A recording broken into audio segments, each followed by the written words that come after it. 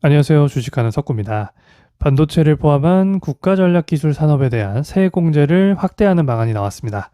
대기업과 중견기업은 최대 15%까지 투자에 대한 세액 공제를 받을 수 있게 되고요. 중소기업은 최대 25%까지 세액 공제를 받을 수 있게 됩니다. 여기에 만약에 과거보다 투자가 증가했다고 하면 여기에 대한 추가 10%까지 있기 때문에 기업들 입장에서는 굉장히 반가운 소식일 수밖에 없습니다.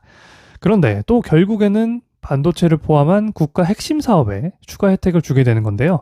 사실 반도체나 배터리, 바이오 등은 이미 산업이 커질 대로 커진 산업이지만 그럼에도 불구하고 이런 큰 산업들에 추가 혜택을 주는 방안이 나올 수밖에 없는 이유가 있습니다. 첫 번째는 이런 산업들이 세계적으로 경쟁이 아주 치열하다는 점입니다.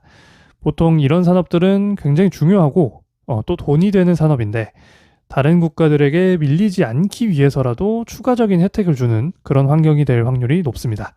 취할 수 있는 이득이 굉장히 많은 산업이기 때문에 여기서 한번 밀린다면 굉장히 쫓아가기가 힘들고요. 그만큼 돈을 벌 수 있는 기회를 놓치는 것이기 때문에 국가 입장에서도 밀어줄 수밖에 없는 겁니다. 절대 작고 소외된 산업 쪽을 더 밀어주지 않습니다. 오히려 규모가 크고 국가에 큰 이익이 되는 산업을 밀어줄 가능성이 큽니다. 이런 산업은 대개 관련 종사자들도 많기 때문에 국가에서 밀어주게 된다면 혜택을 받는 국민들이 또 많아지는 효과가 있기 때문에 국가 입장에서도 사실 큰 부담이 없습니다. 투자를 할 때 결국은 국가에서 밀어주는 산업에 투자하는 것이 좋은 투자가 될 확률이 그래도 좀 더 높고요. 물론 이런 산업들에만 투자를 하라는 것은 아니지만 투자 비중을 생각해 봤을 때 국가에서 밀어주는 쪽 비중을 좀 더 많이 가져가는 것이 포트폴리오 구성상에도 훨씬 이득이 될 것 같고요. 어떤 국가에 투자를 하건 그 국가에서 좀 더 밀어주는 산업군, 그쪽에 투자를 하는 것이 좀 더 확률을 높일 수 있는 투자가 될 것 같습니다. 이 소식으로 어제 반도체 관련주들이 크게 상승을 했고요.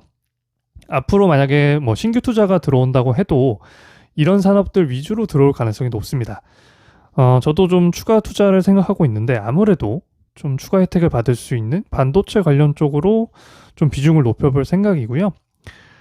오늘도 짧은 소식 전해드렸는데 결국에는 국가에서 밀어주는 산업 이게 투자 확률을 높일 수 있는 가장 좋은 방법이다. 그렇기 때문에 이쪽에 대한 관심을 계속 가지는 게 중요할 것 같습니다.